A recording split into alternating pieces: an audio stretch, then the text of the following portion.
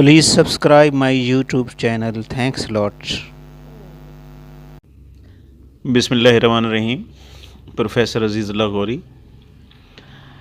आज मेरे पास जो शख्सियत बैठी हुई हैं ये माशाल्लाह बहुत ही होनहार स्टूडेंट हैं मेरे, और यानी अपने दौर के जो टैलेंटेड स्टूडेंट हैं उनमें ये शामिल थे माशाल्लाह।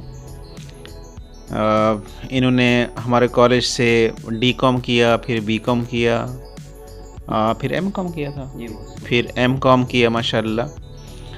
और हर क्लास में इनकी पोजीशन होती थी, और माशाल्लाह ये इतना इनमें टैलेंट था कि वो स्टूडेंट लाइफ में भी ये बाकी स्टूडेंट्स को गाइडेंस देते थे मुख्तलिफ़ सब्जेक्ट के हवाले से। ख़ासकर जो न्यूमेरिकल हैं, मतलब कास्ट अकाउंटिंग है, फाइनेंशियल अकाउंटिंग है, उनमें ये एक्सपर्ट थे। एफएम है, फाइनेंशियल मैनेजमेंट है, उनमें ये एक्सपर्ट थे। और उसके बाद फिर ये पढ़ाते भी रहे हैं माशाल्लाह। फिर इनकी बैंकिंग सेक्टर में जॉब हो गई। पहले खुशहाली बैंक में थे, उसके बाद फिर किसी और बैंक में चले गए। तो ये जो अपना सफ़र है, अपनी स्टोरी ऑफ सक्सेस है, ये अपनी ज़बानी आपको सुनाएंगे। और इन स्टूडेंट्स के बारे में अक्सर मैं कहता हूँ कि ये हमारा असासा है, और ऐसे स्टूडेंट्स पर हम फ़ख्र करते हैं। यकीन माने कि इनको देख के हमें प्राउड फील होता है, और हमारी ये ख्वाहिश है कि जो आने वाली जनरेशन है वो भी इनका जो वो है, मतलब जो इनकी पर्सनैलिटी है, इनके जो टारगेट्स हैं, उनको अचीव करने की कोशिश करें। तो मक्की इनका नाम है, अब्दुल मक्की, मोहम्मद मक्की इनका नाम है माशाल्लाह। और बहुत ही, जैसे मक्की नाम से ज़ाहिर है, एक मजहबी टच है उसमें।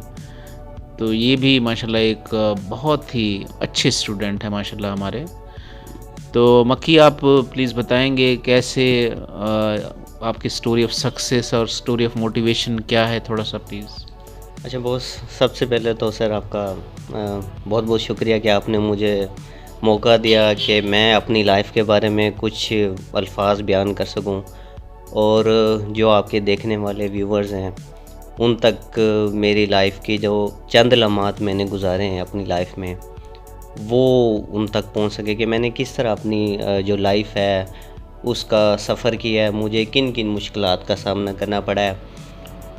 तो सबसे पहले तो सर आपका बहुत शुक्रिया, आपकी नवाजिश है कि आपने मुझ जैसी ना चीज़ को ये समझा कि मैं अपने बारे में कुछ अल्फाज आपके व्यूवर्स तक पहुंचा सकूं।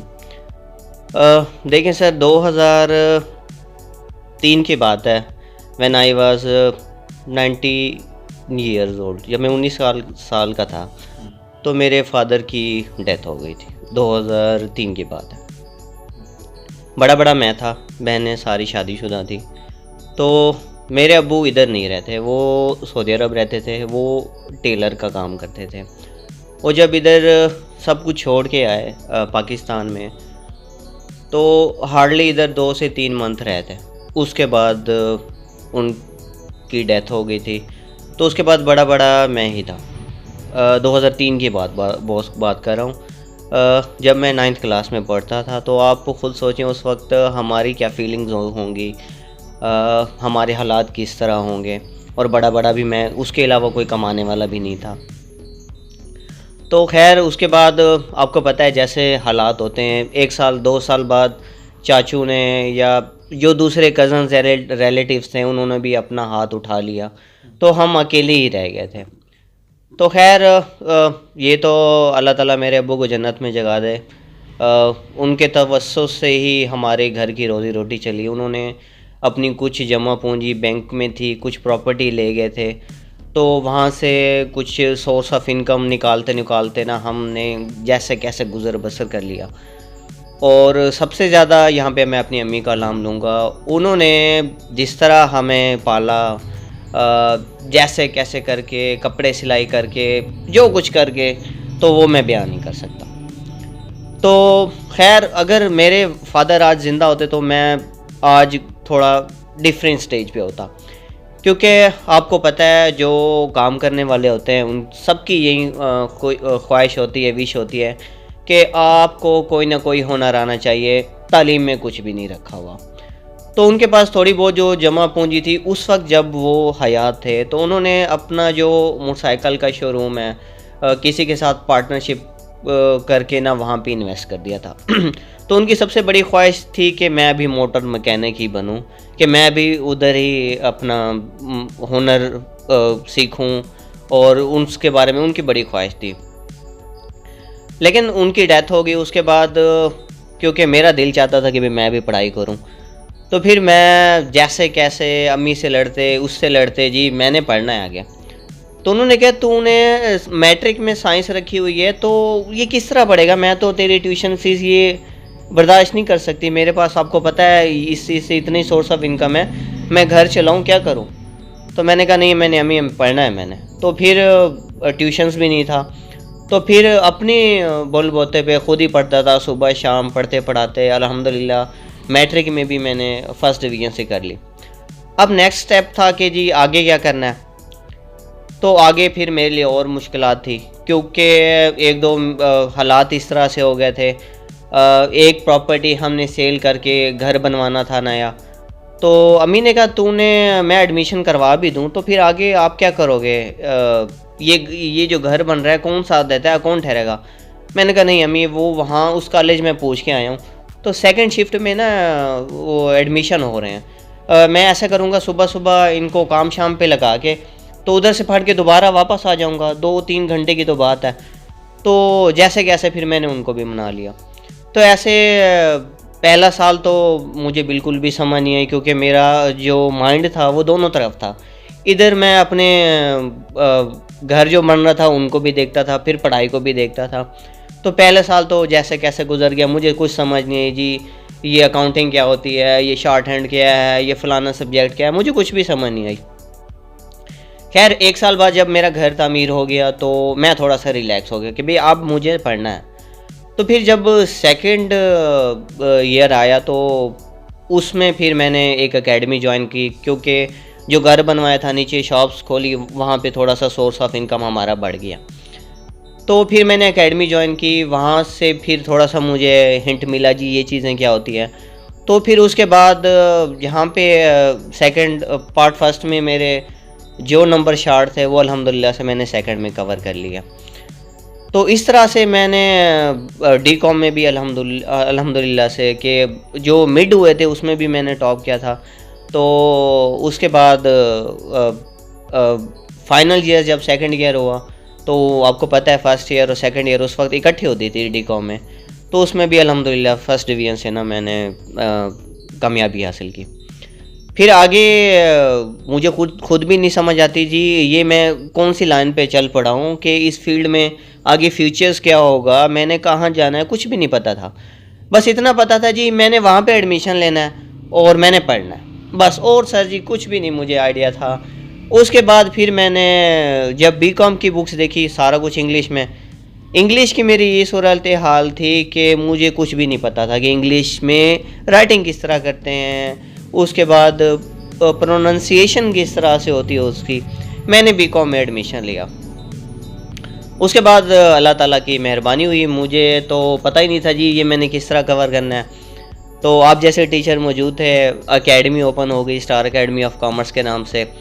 तो मैं हमारा पहला batch star academy of commerce का हमारा पहला बैच ही था।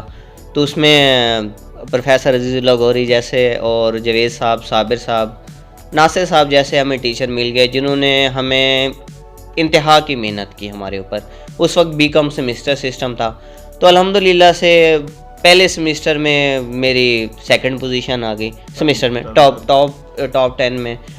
कॉलेज में वैसे ही सेकंड पोजीशन थी, बोर्ड यूनिवर्सिटी में भी कोई 4th 5th इस तरह की थी। उसके बाद फिर मुझे मोटिवेशन मिली, नहीं जी अब जो मैंने अपना रैंक हासिल कर लिया है, जो पोजीशन हासिल कर लिया, अब मैंने इसको नीचे नहीं होने देना।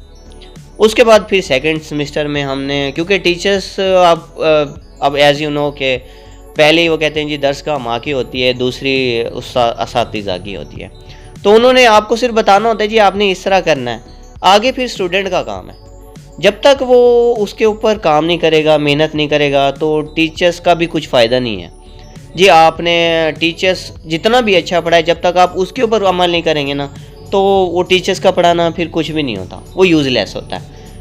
फिर इस तरह करते करते हर सेमिस्टर में 4 सेमिस्टर से यही सोचता था कि जी मैंने इससे आगे जाना, इससे नीचे नहीं जाना, इससे आगे जाना, नीचे नहीं जाना। मैं सारी रात पढ़ता था। बेशक मेरे पास इतने ज़्यादा उस वक्त कॉन्सेप्ट क्लियर नहीं थे कि जी माइक्रो क्या होती है, लेकिन मैं पढ़ता था, सारी रात पढ़ता था, वो वाली बुक्स। आज भी देखें सर, मेरे घर के अंदर कोई एक पूरी जो अलमारी है ना, वो इस बुक्स के साथ फुल है। मेरी डी.कॉम से लेकर जो रजिस्टर्ड है एम.कॉम तक, मेरी सारी चीज़ें, बुक्स, नोट्स वैसे के वैसे रखे हुए हैं। फिर उसके बाद जब बी.कॉम आया तो डेफिनेटली आप थोड़ा सा आपके अंदर मैच्योरिटी आ जाती है जी, अब आपने क्या करना है। उसके बाद बस मैंने देखा कि जी फलाना पड़ोसी उसने ये कर लिया है तो वहाँ पे जॉब कर लिया है, वो वाला पड़ोसी ये कर लिया है, वहाँ पे जॉब करना है। फिर मैंने सोचा जी मुझे फील्ड इसको आगे बढ़ाना चाहिए। अगर आपने तरक्की करनी है तो इसको आगे पढ़ना है, आपने बढ़ाना है इसको। फिर मैंने सर एक अकाउंटेंसी जो फील्ड होती है, मैं उसमें घुस गया। मुझे ऑडिट का बड़ा शौक़ था, तो पीफा एक सर्टिफिकेट है ऑडिट का, मैंने पहले अटैम्प्ट में वो क्लियर किया, क्योंकि उसकी बेस पे फिर मैंने करना था सीए करना था। तो उसमें मुझे कुछ मेरे जो सब्जेक्ट है वो कम हो जाते सीए में, जब मैं पीफा कर लेता। पीफा मेरा क्लियर हो गया था। उसके बाद मैंने सीए में एडमिशन ले लिया, लेकिन अनफॉर्चुनेटली कुछ घर के हालात की वजह से आगे उसको कंटिन्यू नहीं कर सका। उसके बाद मैंने मुल्तान में ही जाके ऑडिट फॉर्म ज्वाइन कर ली। ये आफ्टर बी.कॉम की बात कर रहा हूँ बॉस, मैं आपको। मुल्तान में ऑडिट फॉर्म ज्वाइन कर ली वहाँ पे, क्योंकि मुझे शौक़ था शुरू से भी मैंने ऑडिट करना है, मैंने ऑडिटर बनना है। उसी के साथ मैंने एक दो और जो क्वालिफ़िकेशन है, certified public accountant CPA Pakistan, मैंने बॉस वो कर लिया। साथ साथ मैंने इधर से एम.कॉम में भी एडमिशन ले लिया। उधर वीकेंड के ऊपर मैं आता था, इधर एम.कॉम की तैयारी करता था, क्योंकि मुल्तान में तो ऑलरेडी ही था, मैं ट्रेनिंग कर रहा था ऑडिट की। उसी के साथ साथ मैंने वो जो CPA है, certified public accountant of Pakistan की बात कर रहा हूँ, जो CPA पाकिस्तान का, मैंने वो भी माशाल्लाह से सर्टिफिकेट हासिल कर लिया, वो भी मेरा क्वालिफाइड हो गया। इधर से मैं एम.कॉम के पेपर देता था, इधर से मैंने एम.कॉम भी कर लिया। तभी दिनों में कुछ घर के हालात थोड़े से चेंज हो गए, तो मैं कुछ दिनों के लिए ना फ्री हो गया। फिर एक दिन प्रोफेसर अजीज़ुल गौरी की मुझे कॉल आई, जी हमारे पास एकेडमी में सीट वैकेंट है, वो हमारे जो टीचर्स थे वो छोड़ के चले गए, आपने पढ़ाना है। मैंने कहा सर मैं इंटरेस्टेड तो नहीं हूँ पढ़ाने में, टीचिंग में, लेकिन फिर भी मैं जो है ना पढ़ा लेता हूँ, आप कहते हैं तो फिर तब से मैंने फिर आपके साथ एकेडमी ज्वाइन की एज ए टीचर। 2015 से लेकर 2017 तक मैं बी.कॉम, एम.कॉम, इवन के जो हमारे पीफा के स्टूडेंट आते थे, जैसे ये लोकल ऑडिट फंड में इनकी होती है कंडीशन होती है कि अगर आप पीफा क्वालिफाइड हैं तो आपको 14 स्केल से 16-17 तक प्रमोशन मिल जाती है। तो वो भी आते थे मेरे पास पढ़ने, तो वहाँ पे लगा रहा, लेकिन मैंने हिम्मत नहीं आ रही, मैंने कहा जी करना है। इसी तरह मैंने जगह जगह पे अप्लाई भी करता रहा, कि दुबई भी गया, वहाँ पे भी मेरी लग गई, क्योंकि अब वहाँ पे हालात मुझे ठीक नहीं लगे, तो इस वजह से मैं वापस अपने पाकिस्तान ही आ गया। तो उसके बाद मैं अप्लाई करता रहा, मैंने मेडिकल रैप का भी इंटरव्यू दिया, GS के एबट में भी मेरा हो गया था, क्योंकि वो मेरी फील्ड नहीं थी मेडिकल रैप की। आपको पता है एबट काफ़ी बहुत बड़ी कंपनी है, तो उसमें भी मेरा हो गया था, क्योंकि मेरी वो फील्ड नहीं थी, तो मैं इंटरेस्टेड नहीं था। तो इन्हीं दिनों में मुझे खुशहाली बैंक से कॉल आ गई, जी मोहम्मद मक्की बात कर रहे हैं। मैंने कहा जी सर मैं मोहम्मद मक्की बात कर रहा हूँ। तो उसके बाद उन्होंने कहा जी आप क्या करें आजकल। मैंने कहा सर मैं फ्री होता हूँ। तो उन्होंने कहा जॉब करनी है। मैंने कहा जी बॉस करनी है। तो उन्होंने कहा जी हमारे पास सीट वैकेंट है, तो आप आ जाएँ इंटरव्यू के कल सुबह। मैंने कहा सर मैं अवेलेबल हूँगा। तो मैं सुबह इंटरव्यू के लिए गया उस खुशहाली बैंक में, तो उन्होंने कहा बैठे हमारे बॉस आ जाते हैं, आपको तैयारी करवाते हैं। मैं बॉस का वेट किया, वो बॉस आ गए, तो मैंने उनको इंटरव्यू जब दिया तो उन्होंने वही चीज़ें पूछी जो मैं ऑलरेडी टीचिंग में पढ़ा रहा था। तो वो तो मैंने उन्हें बिल्कुल टू द पॉइंट बता दिया। तो खैर उन्होंने मुझे फिर इस्लामाबाद भेजा, जी आपकी ट्रेनिंग है, वहाँ पे आपका देखेंगे आपने कितना सीखा, उसके बाद आपकी सिलेक्शन होगी। वहाँ पे फिर मैं गया, तो क्योंकि मैं ऑलरेडी टीचिंग कर रहा था तो वहाँ पे भी यही चीज़ें थी जो मैं पढ़ा रहा था। तो वहाँ पे भी मैंने अल्हम्दुलिल्लाह फ़र्स्ट पोजीशन, पैन पाकिस्तान में कोई 20 से 25 लोग थे, तो मेरी पहली पोजीशन आई। तो आज भी रिज़ल्ट कार्ड मेरे पास मौजूद है, वो मैं याद करता हूँ 2017 में जब मैंने ट्रेनिंग की थी। तो उसके बाद कोई 2-3 वीक बाद मेरा लेटर आ गया, जी आपकी ज्वाइनिंग है। तो मैंने खुशहाली बैंक से सफ़र स्टार्ट किया था एज ए लोन ऑफिसर। तो मैं जौनपुर भी मेरी पोस्टिंग हुई है, इधर डीजी खान में भी हुई है पोस्टिंग। तो मुझे अपॉर्चुनिटी मिल गई बैंक अल-फलाह में, तो बैंक अल-फलाह में मैंने इंटरव्यू दिया, तो इन्होंने मुझे OG2 के ऊपर अपॉइंट कर लिया था, जी आपका OG2 है। मैंने कहा ठीक है। तो क्योंकि जब आप माइक्रो से कमर्शियल में आते हैं तो आपको चीज़ें काफ़ी सारी चेंज मिलती हैं। वहाँ पे कुछ और चीज़ें थी, यहाँ पे कुछ और चीज़ें हैं। तो मुझे कुछ नहीं समझ आ रहा था, जी ये क्या है, ये तो मेरे लिए सब कुछ न्यू है। खैर वहाँ पे मेरे बॉसेस माशाल्लाह से काफ़ी अच्छे थे, तो उन्होंने मुझे पूरा गाइड किया, जी आपने क्या करना है, किस तरह करना है, आपने टेंशन नहीं लेनी, हम आपके साथ हैं। तो मैं पहला साल मैंने स्ट्रगल की, दूसरे साल स्ट्रगल की, तो अल्हम्दुलिल्लाह से लास्ट ईयर भी मेरा अपने रीजन में टॉप पे गुजरा है। तो इस साल भी मेरा टॉप पे ही जा रहा है अल्हम्दुलिल्लाह से। तो लास्ट ईयर मेरी बैंक अल-फलाह ने प्रमोशन भी कर दी थी OG2 से OG1 तक। प्लस उन्होंने काफ़ी बहुत सारी फैसिलिटीज़ सर मुझे दी हुई हैं। तो यहाँ तक मेरा सफ़र इस तरह गुजरा है। तो बाकी अब आपने जो अच्छा माशाल्लाह, देखें मैं पहली दफ़ा ये मक्की की कहानी इसकी ज़बानी सुन रहा हूँ और यकीन माने कि मुझे बड़ा दुख भी हो रहा है। देखें ना, अभी मतलब 19 ईयर ओल्ड क्या एज होती है, उसमें फिर वालिद साहब की डेथ हो जाना, फिर घर की रिस्पॉन्सिबिलिटी, फिर इनकी सिस्टर है उनकी रिस्पॉन्सिबिलिटी, लेकिन इसने हिम्मत नहीं हारी और ये स्ट्रगल इन्होंने जारी रखी। और अब माशाल्लाह अल-फलाह बैंक में इनका एक नाम है, OG2 काम कर रहे हैं और इनसे फ्यूचर OG1, और ये माशाल्लाह फ्यूचर एग्जेक्टिव हैं। और हो सकता है किसी और बैंक में इनको अच्छी ऑफ़र आ जाए तो ये फिर ये बैंक छोड़ के दूसरे बैंक में चले जाएंगे। अच्छा ये मक्की मुझे बताएं कि बैंकिंग सेक्टर आपको अच्छा लगता है या कहीं और भी आपकी ख्वाहिश है? बॉस, अगर डीजी खान के हवाले से बात करूं तो मेरे लिए मैंने आपको ऑलरेडी डिस्कस किया था कि मेरे कुछ घर के हालात इस तरह हो गए थे कि मैं अपने डीजी खान से हट नहीं सकता था। तो इसमें आपको पता है डीजी खान इतना काफ़ी बड़ा एरिया नहीं है। एक as compare to Multan, Lahore या दूसरी सिटीज़ के देखें तो एक ट्राइबल एरिया ही समझते हैं डीजी खान को। तो मैं समझता हूँ कि यहाँ पे बैंकिंग सेक्टर के अलावा कोई इतनी बड़ी इंडस्ट्री नहीं है कि जहाँ पे आप इस लेवल की जॉब कर सकें, जी जहाँ पे आपको एग्जेक्टिव लेवल की जॉब मिले। तो जो मिल रही है, बैंकिंग सेक्टर वैसे इतना बुरा नहीं है जैसे लोगों ने बनाया हुआ। जी वहाँ पे आपको इतनी ज़्यादा स्ट्रगल करनी पड़ती है। देखिए आपके ऊपर डिपेंड करता है। अगर आप हॉनेस्टली कोई काम करते हैं ना, कोई हार्ड वर्क करते हैं ना, तो अल्लाह ताला भी आपकी मदद करता है। ये नहीं है कि जी आप बैठे रहें और सारा कुछ आपको हाथों में मिले, इस तरह नहीं है सर। जहाँ से भी आपको स्टार्ट लेना है, आपको स्टार्ट में स्ट्रगल तो करनी पड़ती है।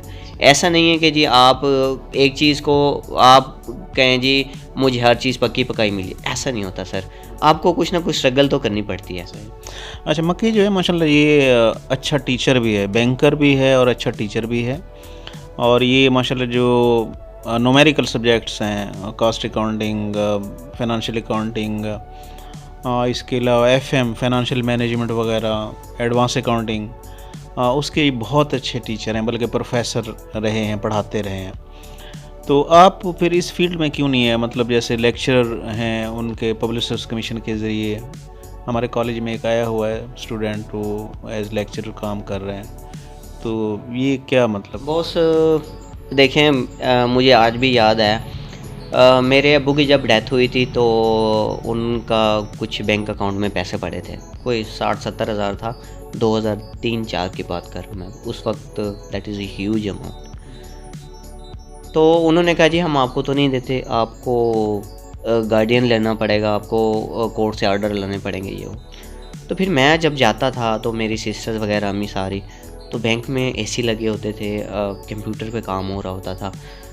तो मेरी सिस्टर्स वगैरह कहती थी देखो आप अगर पढ़ जाओगे ना तो फिर आपको भी इस तरह देखो कैसे आराम से बैठे हुए हैं, एसी लगे हुए हैं, ये चीज़ लगी हुई है। तो फिर तब से मुझे शौक़ पड़ा था जी बैंकिंग सेक्टर में ही जॉइन है। वैसे भी देखा जाए जो मैंने अपनी ये स्टडी किया तो उसके पीछे पर्पस ही यही था कि बाद में मुझे एहसास हुआ कि ये जो स्टडी मैं कर रहा हूँ ये तो बिल्कुल प्योरली बैंक से रिलेटेड है। तो इसमें सर आपको आई थिंक काफ़ी सारी ग्रोथ मिलती है। देखिए आपके तो एक तो रिलेशनशिप बिल्ड हो जाते हैं। अब मैं जब था खुशहाली बैंक में तो मेरे रिलेशनशिप कुछ और तरह के थे। जब मैं बैंक अल-फलाह में आ गया हूँ तो मेरे रिलेशनशिप और तरह के हैं। अगर मैं टीचिंग में जाता तो मेरे रिलेशनशिप और तरह के होते हैं। अब टीचिंग में क्या है सर, आप रिलैक्स हैं, आप 9 बजे से लेकर 12 बजे तक, मैक्सिमम 2 बजे तक हैं, उसके बाद अब फ्री हैं। यहाँ पे तो सर आपको डेली न्यू लर्निंग, न्यू बात, न्यू लोगों से मिलना पड़ता है। तो इसलिए मैं अपनी ग्रोथ के लिए मैंने एज़ कम्पेयर टू टीचिंग, वैसे मैंने अप्लाई किया था लेक्चररशिप में और इंटरव्यूज़ भी दिए थे, लेकिन जैसे अल्लाह को मंजूर हो तो मुझे यहाँ पे सूट। अच्छा मक्की, न्यू जनरेशन को, मतलब जो हमारी न्यू जनरेशन है बड़ी मायूस है, उनको कोई मोटिवेशनल वो देना चाहें, मतलब कोई मैसेज देना चाहें? सर बहुत बात ये है, जब जो न्यू स्टूडेंट है ना, जब वो अपना करियर स्टार्ट करते हैं तो उसमें ये नहीं देखते कि इन द लॉन्ग टर्म इसका बेनिफिट क्या है। मेरे पास काफ़ी ऐसे मेरे जानने वाले हैं जिनके बेटे हैं और भी बच्चे हैं, उसे भी देते हैं कि जी यार आप हो बैंक में, इनको कहीं पे एडजस्ट करवा लो। आप मुझे बताएं डीजी खान एरिया में बैंकिंग सेक्टर के अलावा कौन सी इंडस्ट्री यहाँ पे काम करें? अगर आप बायो में करते हैं एमएससी तो आपके पास क्या अपॉर्चुनिटीज़ हैं? अगर आप आईटी में करते हैं मास्टर तो आपके पास क्या अपॉर्चुनिटीज़ हैं? अगर आप मैथमेटिक्स में करते हैं, फिज़िक्स में करते हैं, केमिकल में करते हैं तो आपके पास क्या अपॉर्चुनिटीज़ हैं? एक स्टूडेंट है, उसने मैथमेटिक्स में एडमिशन तो ले लिया, या आईटी में एडमिशन तो ले लिया, या फिज़िक्स में एडमिशन तो ले लिया, उसका क्या बेनिफिट होगा? वो एमएससी कर ली उसने मैथमेटिक्स में या फिज़िक्स में कर ली या केमिकल में कर ली, तो उसको क्या बेनिफिट है? एमए इंग्लिश उसने कर दी। मुझे बताएं यहाँ पे क्या अपॉर्चुनिटी है एमए इंग्लिश वाले को, या एमएससी सोशियोलॉजी वाले को, या एमएससी फिज़िक्स वाले को? टीचिंग के अलावा उनके पास कोई भी अपॉर्चुनिटी डीजी खान में नहीं। हाँ, अगर वो करना चाहते हैं तो कराची में जाएं, लाहौर में जाएं, मुल्तान में जाएं, जहाँ पे इस तरह की उनके पास अपॉर्चुनिटीज़ भी हैं। यहाँ पे अच्छा जी, जो आजकल आईटी का दौर है ना, तो लोग घर बैठकर फ्रीलांसिंग वगैरह और ये जो उसमें काफ़ी पैसा कमा रहे हैं घर बैठ के। बॉस देखें, इसमें ये है, सिर्फ एक प्रोफेशन की बात नहीं हो रही, डिफरेंट प्रोफेशन है। अब फिज़िक्स है या केमिकल है या एमए इंग्लिश है या मैथमेटिक्स है, बिसाइड दिस। हाँ, अगर आप आईटी में करते हैं तो आपको आईटी में भी एडवांस लेवल में जाना पड़ता है।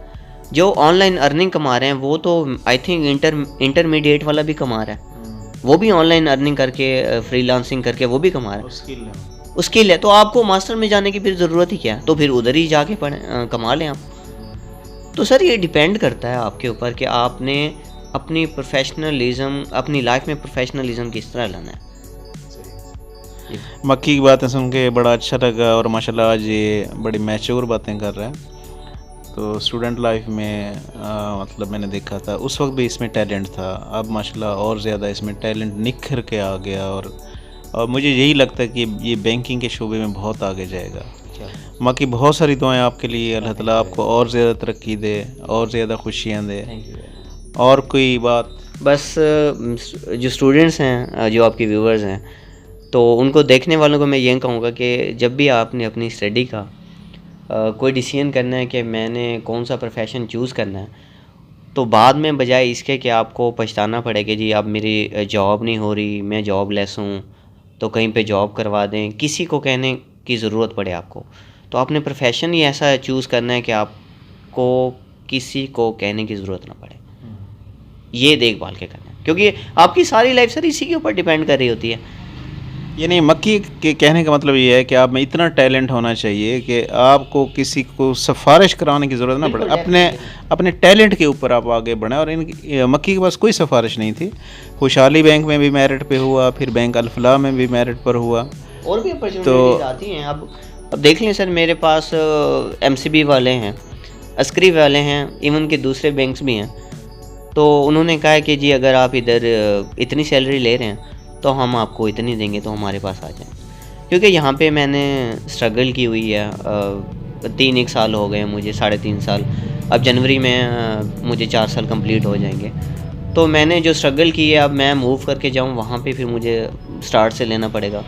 तो अल्हम्दुलिल्लाह से यहाँ पे मैं हैप्पी हूँ, मुझे ज़रूरत ही नहीं है बॉस कहीं पे दूसरे बैंक्स में। लेकिन ये अभी मक्की की बातें हैं कि मैं हैप्पी हूँ, और किसी कोई अच्छी ऑफ़र मिली, फिर जब अगला इंटरव्यू देगा ये मेरे ख्याल में एमसीबी का हेड होगा या किसी और बैंक।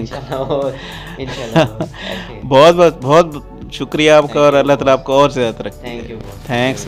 थैंक यू सर, अल्लाह हाफिज़।